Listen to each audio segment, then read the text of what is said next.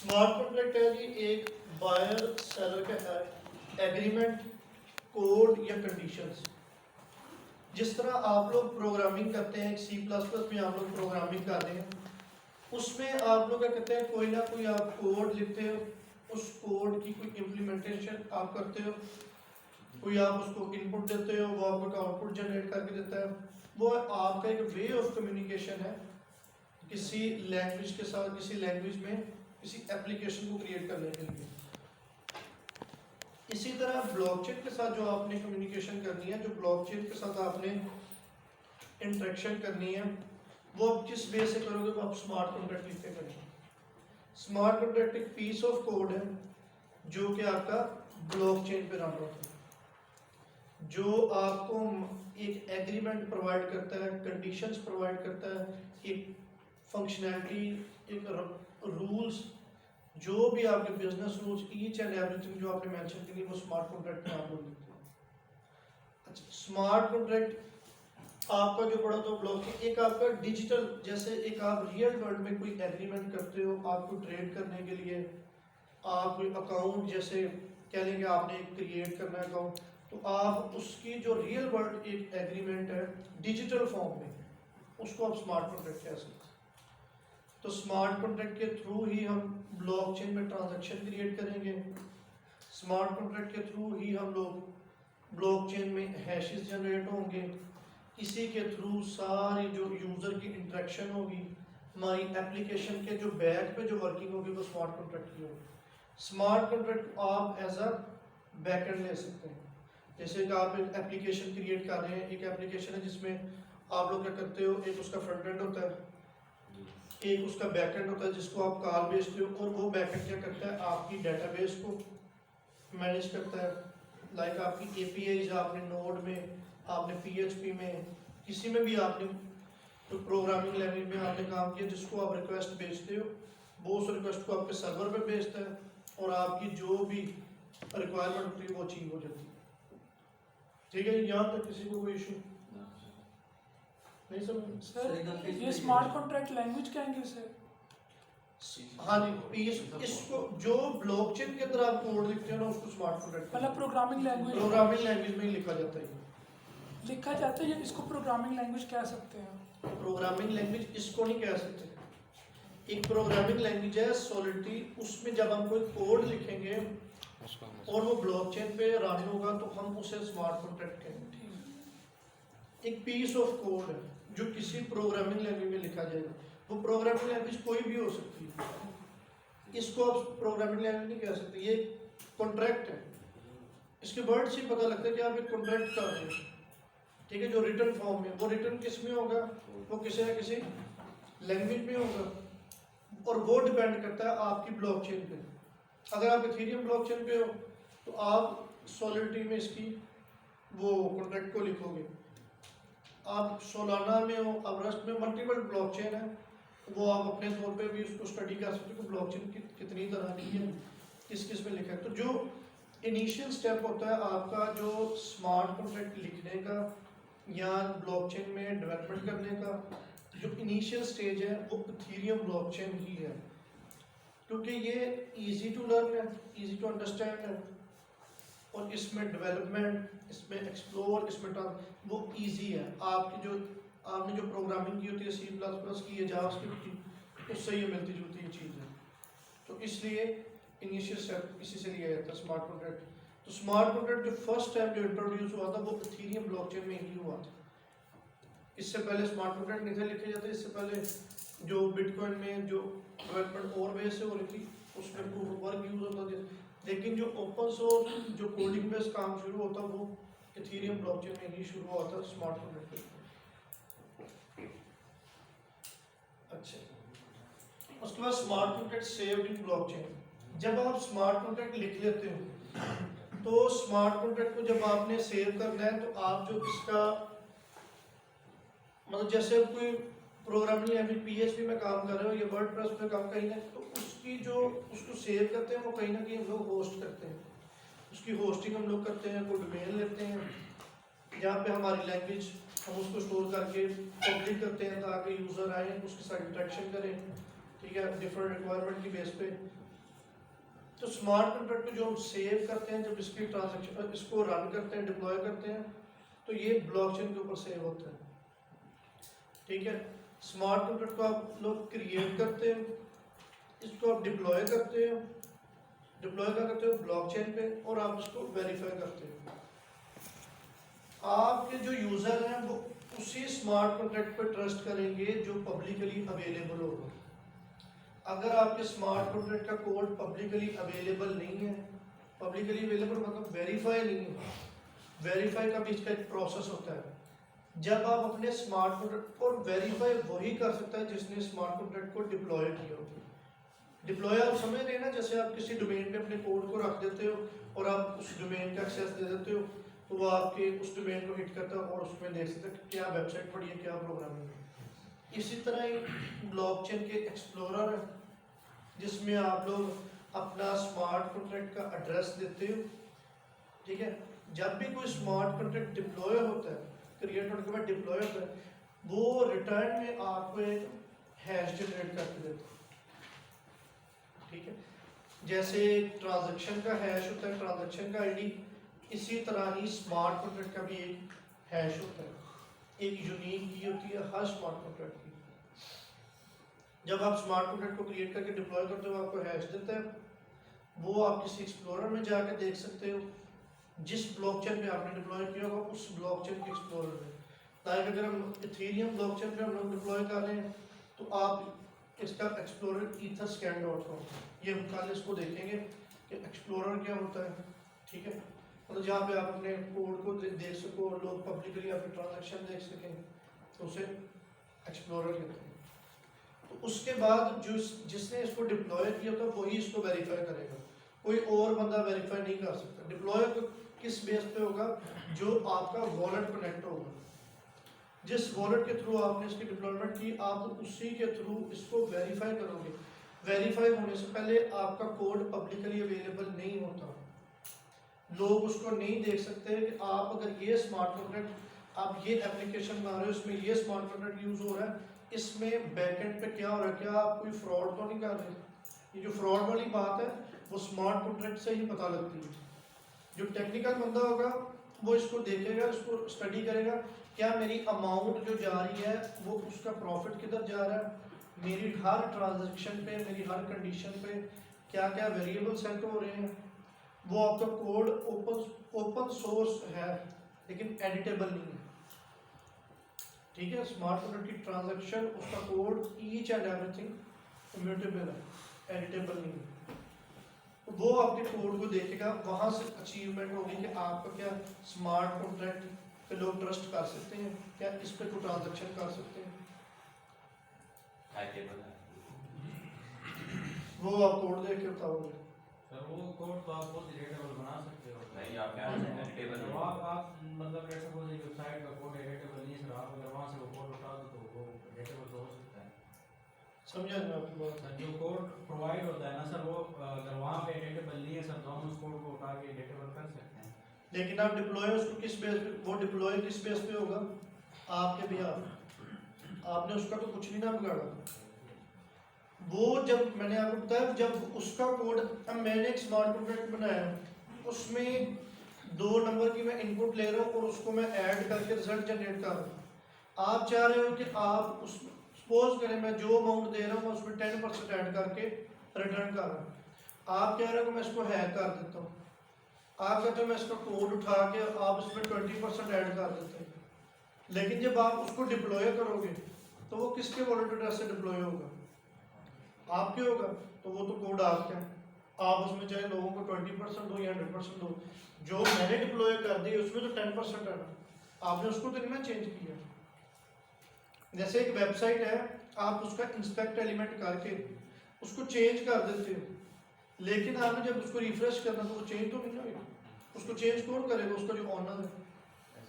लेकिन आप उसको ये कर सकते हो कि आप इंस्पेक्ट में कोई जावास्क्रिप्ट की क्वेरी रन कर देते हो, कोई एसक्यूएल का इंजेक्शन लगा देते हो, ताकि उसमें जो ट्रांजैक्शन है वो कोई हो जाए तो वो हैकेबल। लेकिन इसमें तो इंस्पेक्ट एलिमेंट वाला नहीं है पीछे,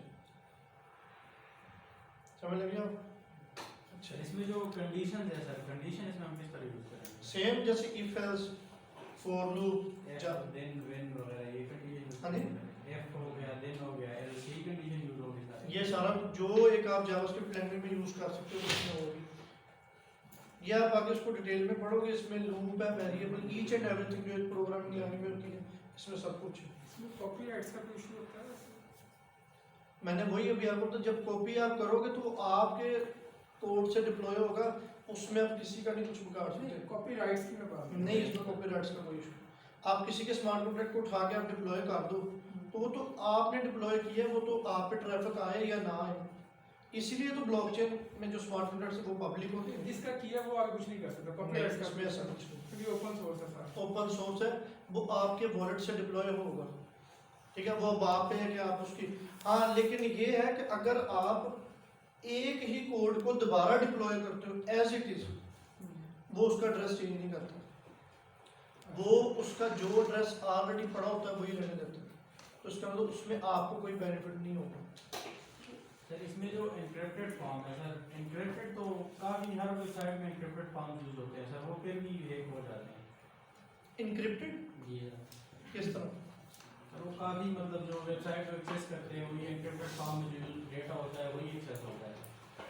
नहीं, मैं इसमें आपको बता रहा हूँ कि इसमें तो आपका ओपन सोर्स है, आपका पूरा कोड आपके सामने है, इसमें तो इंक्रिप्शन कोई हो ही नहीं रही। इंक्रिप्शन तो होती है जो उसके हैश जनरेट हो रहा है, जो उसकी ट्रांजैक्शन जनरेट हो रही है। तो ये हैश है, ये 2 की पावर 256 को जनरेट नहीं, 2 की पावर 256 नहीं, SH 256 एक एल्गोरिथम है जो कि हैश जनरेट करता है। सर एल्गोरिथम क्या बताया अभी? एल्गोरिथम क्या बताया अभी आपने? SH 256 वो बिटकॉइन में यूज होता है, इथेरियम में ETH 256 आई थिंक यूज होता है। कहते हैं। तो ये मल्टीपल एल्गोरिथम है जो यूज होता है हर ब्लॉकचेन के हिसाब से। अच्छा, उसके बाद example of Kickstarter crowd funding. अच्छा, स्मार्ट कॉन्ट्रैक्ट की एग्जांपल इस तरह, जैसे एक प्रोजेक्ट है उस पर वो फंडिंग चाह रहे हैं, ठीक है, ताकि मल्टीपल पार्टी उस पर फंडिंग करें, तो वो उसमें ये चीज़ लिखी जाती है कि जब ये प्रोजेक्ट कंप्लीट होगा तो इतनी अमाउंट मल्टीपल जो एंटरप्रेन्योर्स होते हैं जो उस पर स्पॉन्सर होते हैं वो अपनी अमाउंट स्मार्ट कॉन्ट्रैक्ट में रख देते हैं, लेकिन कंडीशन उस पर ये होती है कि अगर इस स्मार्ट कॉन्ट्रैक्ट में या तो इतना यूज़र आ जाए या जो इन्होंने रिक्वायरमेंट की वो अचीव हो जाए, तो वो अमाउंट उठ के उन स्पॉन्सर के स्मार्ट कॉन्ट्रैक्ट में से उन डेवलपर्स को चली जाएगी। लेकिन अगर अचीव नहीं होगा तो वो अमाउंट वहाँ से नहीं ट्रांसफ़र होगी। ये किस पर डिपेंड करेगा? ये आपके कोड पर डिपेंड करेगा। आपने जो कोड लिखा होगा वो पब्लिकली अवेलेबल करोगे, स्पॉन्सर्स उसको देखेंगे क्या इसमें जो हमारी अमाउंट है वो क्या इसी कंडीशन की बेस पर ट्रांसफ़र होगी, या वो आप उसमें कोई ऐसी लूप होल क्रिएट कर रहे हो जिसकी बेस पर उनका ट्रस्ट वो लॉस हो। अच्छा, next is no third party involve. अच्छा, इसमें कोई थर्ड पार्टी इन्वॉल्व नहीं होती। जो आपने स्मार्ट कॉन्ट्रैक्ट लिखा है उसके ओनर आप हो, उसकी कंडीशंस आप क्रिएट कर रहे हो, उसमें जो अमाउंट ट्रांसफ़र, जो ट्रांजैक्शन हो रही है, जो भी उसमें ईच एंड एवरीथिंग वो आप पे डिपेंडेंट है। आप किसी बैंक, किसी स्पेसिफिक कंपनी पे नहीं उस पर आप कर रहे, किसी डिपेंडेंट नहीं, ताकि कल को वो कंपनी बंद हो जाए, वो ऑर्गेनाइजेशन बंद हो जाए तो उससे आपका स्मार्ट कॉन्ट्रैक्ट की आपकी एप्लीकेशन बंद हो जाए। ठीक है, लाइक मैंने एक एप्लीकेशन क्रिएट की है, मैं उसमें एक बैंक के थ्रू ट्रांसफ़र का वो मेथड ऐड करता हूँ पेमेंट का, कल को वो बैंक बंद हो जाए, वो एप्लीकेशन, वो जो थर्ड पार्टी है वो बंद, तो मेरी साइट तो उस पर तो लोग पेमेंट ही नहीं कर सकेंगे। तो इसी तरह इसमें कोई थर्ड पार्टी इन्वॉल्व नहीं है, जिसकी बेस पे आप अपने कॉन्ट्रैक्ट में खुद ही फंक्शनैलिटी ऐड करोगे, खुद ही उसमें कंडीशन वगैरह रखेंगे। किकस्टार्टर वो है एक कंपनी है, ठीक है, जो कि आप गूगल इसको करोगे, किकस्टार्टर वो जो आपके जो प्रोजेक्ट पे फंडिंग करते होते हैं। जैसे हमारे न्यूज़ चैनल पे कहा था आइडिया करोड़ों का चलता था, किस तरह का अभी भी शायद चल रहा है कुछ न्यूज़ कि वहाँ पे लोग अपना आइडिया लेके जाते हैं, ठीक है, और उस पर मल्टीपल जो एंटरप्रेन्योर है वो उस पर आके फंडिंग, तो पहले आइडिया को देखते हैं कि आइडिया आने वाले टाइम के लिए बेनिफिट देगा अगर बेनिफिट देता और उनकी अमाउंट का अच्छा प्रॉफिट नजर आता है तो वो उस पर क्या करते हैं, डिपॉजिट करते हैं, अपना पैसा स्पॉन्सर करते हैं, ताकि जब उनकी रिक्वायरमेंट अचीव होगी तो उनको पैसा दे देंगे, रिक्वायरमेंट नहीं अचीव होगी तो पैसा नहीं देंगे। इसी तरह ये चीज़ स्मार्ट कॉन्ट्रैक्ट में इन्वॉल्व होगी, जिसमें कोई थर्ड पार्टी नहीं होगी कि आप जहाँ पैसा रखोगे और वो आपको पैसा देगी। इसमें वो कंडीशन होगी कि अगर आपकी रिक्वायरमेंट अचीव होगी तो पैसा कॉन्ट्रैक्ट से आप पैसा वो कॉन्ट्रैक्ट में रख देते हैं। कॉन्ट्रैक्ट आपका एक कोड है जो अमाउंट को भी होल्ड करता है, ठीक है, लाइक आपका अकाउंट है, ठीक है, पैसा जब आपकी वो रिक्वायरमेंट अचीव तो वो कॉन्ट्रैक्ट से आपके वॉलेट एड्रेस में आ जाता है। ठीक है, यहाँ पे किसी को कोई इशू? No sir. ये क्राउड फंडिंग इसका क्या मतलब है? क्राउड फंडिंग होती है जो आप वो मल्टीपल जो फंड करते हैं आपके प्रोजेक्ट पे मल्टीपल लोग आपको फंड करते हैं। क्राउड मतलब मल्टीपल लोगों को फंड करते हैं। अच्छा, बेनिफिट्स ऑफ स्मार्ट कॉन्ट्रैक्ट, वही जो ब्लॉकचेन के बेनिफिट्स है, क्योंकि ये ब्लॉकचेन पे ही रन होना है इसमें, तो इसके वही वाले बेनिफिट होंगे जो एक स्मार्ट कॉन्ट्रैक्ट वो ब्लॉकचेन के इम्यूटेबल है, चेंज नहीं हो सकता। इसका जो कोड है अगर आपने चेंज करना है आप चेंज करके दोबारा कॉन्ट्रैक्ट को डिप्लॉय करोगे, मतलब अपने कोड को दोबारा रन करोगे। लाइक जैसे आप जो अकाउंटेंसी के हैं, जो आप लोग अगर एक्सेल शीट में अगर काम करते हैं तो आप उसको चेंज करोगे लेकिन वो वही रहेगी। लेकिन स्मार्ट कॉन्ट्रैक्ट में अगर आपने कोई चेंज किया है, वो कोड चेंज किया, आप उसको दोबारा डिप्लॉय करो, एक उसकी नई कॉपी ब्लॉकचेन में जाएगी, प्रीवियस भी पड़ी रहेगी और न्यू भी जनरेट होगी। इसका अपना एड्रेस होगा, इसकी अपनी ट्रांजैक्शन होगी, इसके अपने हैशेस होंगे। लेकिन सर जो यूजर है उसको फिर प्रीवियस शो होगी कि जो न्यू हमारी। अच्छा, वो आपकी जब आप इसको एप्लीकेशन में एम्बेड करोगे, आप अपनी एप्लीकेशन को बताओगे, आप अपने फ्रंट एंड को बताओगे कि मैंने जो आपको स्मार्ट कॉन्ट्रैक्ट इस एड्रेस को यूज़ करना है, जो आपकी कॉल्स जाएंगी वो उस एड्रेस पे जाएंगी, वो प्रीवियस पे नहीं जाएगी। प्रीवियस आपको पब्लिकली अवेलेबल होगा, अगर वो डायरेक्टली उसको ट्रांजेक्शन करना चाहेगा वो डायरेक्टली भी कर सकेगा, लेकिन उसमें कोई फ्लॉज था, उसमें लूपहोल थे, जिसकी वजह से ऑनर ने देखा कि ये इसमें इशू है, उसने फिक्स करके दोबारा डिप्लॉय किया तो नया कोड उसका आ गया। हाँ, वो अब किसी भी वॉलेट से अपने हाँ जिस वॉलेट में आपके पास हो। अच्छा, जो भी इसमें कॉन्ट्रैक्ट डिप्लॉय करना है, ब्लॉकचेन में आपने कॉन्ट्रैक्ट डिप्लॉय करना है, ट्रांजैक्शन करनी, अमाउंट ट्रांसफर करनी, कोई भी आपने फंक्शन भी कॉल करना है ना जो कि राइटेबल होगा, उसमें आपके वॉलेट से अमाउंट डिटेक्ट होगी। ये फ्री ऑफ, ब्लॉकचेन में कुछ भी काम फ्री ऑफ कॉस्ट नहीं है। इसमें जो काम, जैसे बाकी आप एप्लीकेशन आते हो, एक आप यूज़र का डाटा देखना चाह रहे हैं, ठीक है, वो आप क्लिक करते हो नजर, इसमें अगर आपने यूज़र का डाटा देखना ब्लॉकचेन के स्मार्ट कॉन्ट्रैक्ट के थ्रू तो वो पेड है, वो आपके अकाउंट में से एक तो वो आप अकाउंट में से क्या कटेगी, गैस फी कटेगी, क्योंकि आप चाह रहे हो कि मैं एक अपने स्मार्ट कॉन्ट्रैक्ट में यूज़र की लिस्ट देखना चाह रहा हूँ, तो आप यूज़र की अच्छा जो इसके राइट फंक्शंस हैं, राइट मतलब जिनमें आप कुछ ना कुछ डाटा स्मार्ट कॉन्ट्रैक्ट को दे रहे हैं या उसका डाटा आप चेंज कर रहे हो, लाइक वेरिएबल में वैल्यू थी, आप उस वेरिएबल की वैल्यू चेंज कर रहे हो, तो उस राइट फंक्शन में आपके अकाउंट में से गैस फी डिडक्ट होगी, क्योंकि उसमें कुछ कंप्यूटेशनल पावर यूज होगी जिसकी बेस पे प्रोसेसिंग के बाद आप वो स्मार्ट कॉन्ट्रैक्ट। लेकिन जो इसके पब्लिक फंक्शंस होंगे जिससे आप सिर्फ डाटा को व्यू कर रहे हो, कुछ राइट नहीं कर रहे, इसमें दो चीजें हैं ना स्मार्ट कॉन्ट्रैक्ट में, एक राइट और एक व्यू। जब आप व्यू करोगे तो व्यू के केस में आपकी कोई फीस नहीं कटेगी क्योंकि वो पब्लिक है, तो पब्लिक में कोई चार्ज नहीं। सर डेवलपर को भी चार्जेस पड़ते हैं इसमें? जब आप अपना स्मार्ट कॉन्ट्रैक्ट को डिप्लॉय करोगे तो आपके चार्जेस लगेंगे, उसके बाद आपको ट्रांजैक्शन करोगे राइट की चार्जेस लगेंगे, क्योंकि आपके वो चाहे आप डेवलपर हो, आप एक ब्लॉकचेन साइट ट्रैक तो कर रहे हो। सर आपने बताया था कि हम पहले ब्लॉकचेन क्रिएट करते हैं, फिर डिप्लॉय करते हैं, then third step smart contract create करो, देन स्मार्ट कॉन्ट्रैक्ट क्रिएट होता है। स्मार्ट कॉन्ट्रैक्ट क्रिएट करते हैं, उसी को डिप्लॉय करते हैं, उसी को वेरीफाई करते हैं, किस पे, ब्लॉकचेन पे। उसको verify मतलब ब्लॉकचेन हमारा एक प्लेटफॉर्म है जहाँ पे हम लोग ठीक है। वो डिप्लॉयमेंट, हमारी डेटाबेस है जहाँ पे हम अपना कोड भी रखते हैं और हमारा जितना भी डाटा वो भी उधर ही होता है। अच्छा, how do smart contracts work, ये मैंने आपको बता दिया। ये जो डिप्लॉय, क्रिएट, ये सारी स्मार्ट कॉन्ट्रैक्ट की वर्किंग थी। आप कोड करोगे, क्रिएट करोगे, डिप्लॉय करोगे, वेरीफाई करोगे, उसके साथ इंटरेक्शन होगी, ये उसकी सारी वर्किंग थी। Limitation of smart contracts. Smart contract की लिमिट, जैसे आप एक सिंपल एक एप्लीकेशन क्रिएट करते हैं, उसमें आप लोग कोई भी थर्ड पार्टी पे रिक्वेस्ट सेंड कर सकते हैं।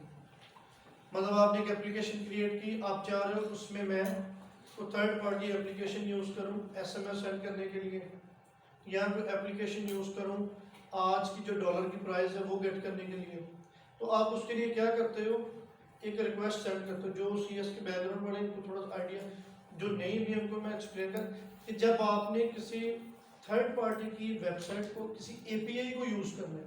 API क्या होता है? API होता है जो थर्ड पार्टी आपको एक अपना प्रोग्राम देती है, एक आपको फंक्शनैलिटी देती है जिसको आप कुछ डाटा दो और इन रिटर्न वो आपको डाटा रिटर्न करती है। एक एप्लीकेशन का प्रोग्रामिंग इंटरफेस, जो कोई UI नहीं होती, जो कोई उसकी कोई फ्रंट एंड नहीं होता जिसको आप देखें आपको डाटा, वो एक बैक से कॉल जाती है प्रोग्राम में, वो कुछ आप डाटा उसको इनपुट दे रहे हो तो कुछ पेलोड वो आपको रिटर्न में कुछ डाटा दे रहा होता है। कुछ APIs के वर्ड आप लोगों ने सुना पहले? APIs के वर्ड किसने नहीं सुना पहले? APS API सुना हो इसको? API होती है कि जैसे आपकी एक प्रोग्रामिंग इंटरफेस कि आपको वो चीज़ नज़र नहीं आ रही, ठीक है, आप उसको कोई व्यू के थ्रू नहीं आप देख रहे, आप उसकी प्रोग्रामिंग के थ्रू उसको कॉल कर रहे हो, आप उसको कुछ इनपुट दे रहे हैं, उसका एक URL होता है। जैसे एक आपकी वेबसाइट है, उसको अगर आपने व्यू करना है, आप उसको कहाँ पे हिट करते हैं? आप अपने ब्राउज़र पे हिट करते हैं, वो आपको उसका क्या करते हैं, वो रिक्वायर्ड चाहती है क्लाइंट से और उसका रिस्पॉन्स आपको एक व्यू की फॉर्म में आ जाता है। लेकिन API एक व्यू नहीं है, ये इसका प्रोग्रामिंग इंटरफेस है जो इसका बैकएंड होता है, जिसको आप बैकएंड से ही रिक्वेस्ट भेजते हो, ठीक है। मतलब क्लाइंट साइड से जब एक नेटवर्क में उसकी रिक्वेस्ट जाती है और रिटर्न में आपको उसका कुछ रिस्पॉन्स आता है, आप उसको वेबसाइट PHP के ना फॉर्म सबमिट करवाते हैं, वो API की एग्जांपल है। नहीं, API की एग्जांपल है। अगर आप उसको किसी API में बगैर पेज लोड हुए सेंड करो, आप उसको नेटवर्क में कोई कॉल भेजो जिसको आप ऑन डायरेक्टली सबमिट ना करो, लेकिन सबमिट करते हो आपका पेज लोड होता है, वो तो आपकी किसी एक्शन पे कॉल जा रही है। अगर आप AJAX में उसको कोई कॉल भेजो किसी API को, तब आप API आप लिखते हो ताकि आप उसको कोई डाटा दो और वो डाटा आपको रिटर्न करे विदाउट एनी इंटरफेस, ठीक है। तो ये स्मार्ट कॉन्ट्रैक्ट में आप ये चीज़ नहीं कर सकते कि आप चाह रहे हो कि मैंने $1 की प्राइस लेनी है, तो आप डायरेक्टली इसमें कोई AJAX कॉल की तरह कोई चीज़ नहीं कर सकते। आप इसमें कोई डायरेक्टली कोई, अगर किसी ने रिएक्ट पढ़ी होगी तो एक्सेस की कॉल नहीं आप भेज सकते, कोई XML की कॉल नहीं सकते। अगर आपने इसमें ये चीज़ अचीव करनी है तो आपको थर्ड पार्टी कॉन्ट्रैक्ट्स यूज़ करने पड़ेंगे। प्रूवेबल API है, चेन लिंक है, इस तरह मल्टीपल कंपनीज है जो ये सर्विसेज प्रोवाइड कर रही हैं। कुछ की ये सर्विसेज फ्री है, कुछ की ये सर्विसेज पेड है। आप उन स्मार्ट कॉन्ट्रैक्ट को अपने कॉन्ट्रैक्ट में यूज़ करोगे जैसे आप किसी लाइब्रेरी को यूज़ करते हो, जैसे आप किसी फंक्शन को यूज़ करते हो, उस बेस पे आप क्या करते हो, उसको कॉल करते हो, वो आगे कॉल करके आपको वो डाटा सर वो भी तो URL के थ्रू कॉल करते हैं ना, जो कंपनी या जो से हम मतलब सर्विस लेते हैं, वो किस उन्होंने उसका डाटा अपने पास